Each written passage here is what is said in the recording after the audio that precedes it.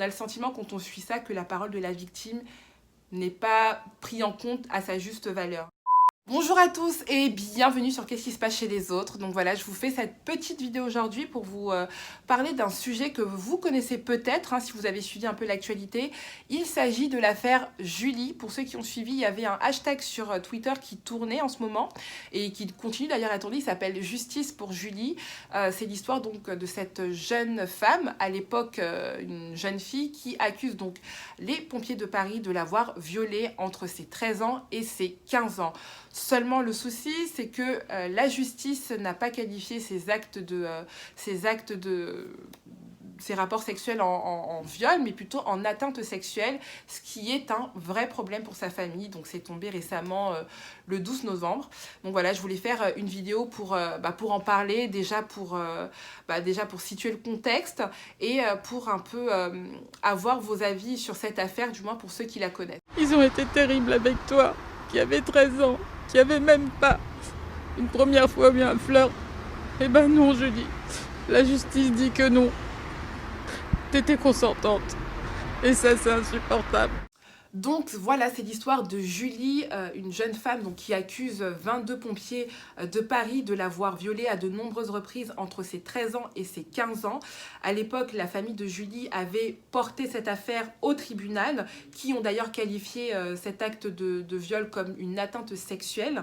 Donc comme ils ont contesté, la famille a porté du coup cette affaire en appel. Et le jeudi 12 novembre, nous avons eu donc un retour de l'appel. Ils ont eu une réponse qui a refusé à nouveau de qualifier cet acte de viol et ont maintenu que c'était une atteinte sexuelle. À l'époque, c'était au mois de juillet. Moi, j'avais déjà posté cette affaire sur Instagram.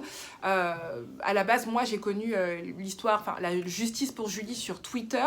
C'était grâce à une pétition que la mère de Julie avait postée sur Twitter pour justement faire connaître l'histoire de Julie et avoir énormément de personnes pour la soutenir. Et dans cette pétition, en gros, elle racontait cette histoire de viol en précisant exactement tout ce qui s'était passé. Donc, je vais essayer de vous la résumer du mieux que je peux. Par contre, je tiens à préciser quelque chose d'assez important parce que bon, c'est quand même une affaire qui est toujours en cours et l'objectif de cette vidéo n'est pas de vous influencer ou faire quoi que ce soit parce que bon, c'est quand même la parole d'une personne contre une autre. Donc, je vais essayer de vous résumer en racontant précisément ce que la mère de Julie a fait. Son témoignage se base sur le témoignage de sa fille. Et voilà. Donc, comme je vous disais, l'affaire de Julie débute donc en 2008. À l'époque, Julie a 13 ans et elle souffre de problèmes psychologiques qui nécessitent un accompagnement en hôpital psychiatrique. Donc, à ce moment-là, les pompiers qui interviennent chez elle l'emmènent avec ses parents à l'hôpital. Et à chaque fois, en gros, qu'elle faisait des crises, c'était comme ça. Il y avait des pompiers qui allaient à son domicile et qui l'emmenaient à l'hôpital accompagné de ses parents. Seulement, à force d'intervention à son domicile, il y a une forme de proximité qui va s'installer entre les parents de Julie et les pompiers, si bien que ce n'étaient plus les parents qui emmenaient Julie à l'hôpital, mais c'était directement les pompiers, puisqu'il y avait une confiance, et je pense qu'à mon avis, ça devait être les mêmes pompiers qui l'emmenaient. Et donc voilà, c'était eux qui se chargeaient de l'emmener à l'hôpital. Ce serait donc à ces moments-là que les pompiers auraient donc profité, d'après elle, de sa vulnérabilité pour avoir des rapports sexuels avec elle. Et il y a eu des rapports sexuels un peu partout. Donc elle précise qu'il y a eu à l'hôpital, dans des parcs, parfois même dans les toilettes de l'hôpital, à l'intérieur même des camions, il y a eu des rapports sexuels un peu partout. Et le téléphone de Julie a tourné de caserne en caserne et de 2-3 pompiers, on est passé à 22 pompiers qui ont eu un rapport avec Julie. Donc, il faut savoir que c'est qu'en 2010 que Julie a décidé de parler de cette affaire auprès de ses parents afin que ceux-ci porte plainte. Et aujourd'hui, nous y sommes après plusieurs rejets au tribunal. La cour d'appel a statué que cette affaire n'était pas considérée comme du viol, mais plutôt comme une atteinte sexuelle. Il y a autre chose aussi qui est important de savoir, c'est que sur les 22 policiers qui sont incriminés, il n'y a que 3 qui ont reconnu les faits. Donc 3 pompiers sur 22, c'est énorme. Et ils ont en gros avancé que les rapports étaient consentis et qu'en plus de cela, Julie était une nymphomane. Donc imaginez un peu la détresse des parents de Julie, de sa mère, aller accuser des pompiers de Paris, 22 pompiers de Paris, c'est pas quelque chose qui est simple. Et donc aujourd'hui, on y est. 12 novembre, la décision de la Cour d'appel est tombée. Ce n'est pas considéré comme du viol, mais plutôt comme une atteinte sexuelle. Et l'atteinte sexuelle est totalement différente du viol. On est sur 2 cas différents. Même s'il y a quelques similitudes, ça reste 2 choses différentes. Le viol, c'est très simple. Un viol, c'est forcer quelqu'un à avoir un rapport sexuel sans son consentement, que ce soit par la violence, par la contrainte ou par la surprise. Tandis que l'atteinte sexuelle, c'est par exemple une personne majeure qui va avoir un rapport sexuel avec une personne mineure. Et ici, même si la personne mineure consent, eh bien, elle est trop vulnérable juridiquement ou plutôt trop jeune pour être consciente de ce qu'elle fait. Donc voilà, c'est un peu ça l'atteinte sexuelle. Donc en gros, oui, cette personne t'a dit oui, mais elle est pas assez mature pour savoir si ce qu'elle dit est vrai ou pas, est vraiment voulu ou pas, quoi. Donc c'est ça qu'on appelle le consentement sexuel, et c'est aujourd'hui que se situe le problème. Autre différence entre le viol et l'atteinte sexuelle, c'est que le viol est un crime alors que l'atteinte sexuelle est un délit. Et donc forcément en matière de condamnation, ça varie. Sur le viol, on peut aller de 15 à 20 ans, tandis que pour l'atteinte sexuelle, ce n'est que 5 ans, maximum 10 ans. Et je crois que dans le cas de Julie, on est sur du 10 ans pour les pompiers qui ont été accusés. Sur les 3 pompiers du coup qui ont reconnu avoir eu des rapports sexuels avec elle.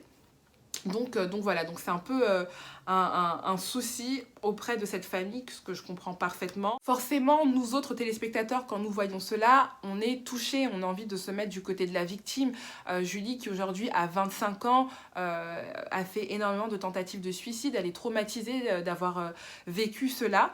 Et nous autres, qui ne sommes ni avocats, ni juristes ou quoi que ce soit, quand on voit ça, quand on entend ça, pour nous c'est simple. On a d'un côté une victime très vulnérable de par son âge et de son état psychologique à l'époque, et de l'autre côté des personnes matures dont on a le sentiment qu'ils ont profité donc de la vulnérabilité d'une gamine. Et donc naturellement on a envie de considérer cela comme du viol.